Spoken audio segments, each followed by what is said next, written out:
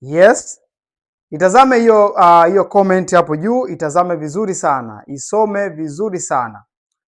Kuna mwenzetu anasema kwamba anashukuru sana kwa ushauri wangu, lakini pia ametumia hivyo na huwa anaongeza nyama na mayai siku moja na kiwango chake cha sukari kipo 5 na 6 na hatumii dawa yoyote. Anahitaji niweze kumshauri. Sasa iko hivi, kama anatumia nyama sawa, lakini pia anatumia mayai, kwanza lazima ufahamu hii ni protini yote, sawa? Kwa hiyo yupo sahihi sana. Anatumia nyama, anatumia mayai, yuko sahihi sana, narudia tena, sawa?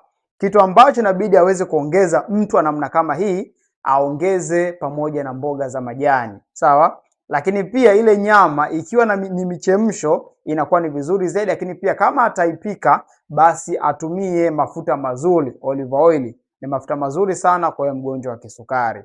Hakikisha unafanya hivyo. Lakini pia jambo lingine kwenye upande wa sukari yake, amesema kwamba sukari yake ipo 5 na 6, sawa? Hiki ni kiwango kizuri sana cha mtu ambaye ana changamoto ya kisukari, lakini swali ni je, hii sukari huwa inakuja kabla ya kula kwa maana ya asubuhi ama baada ya kula?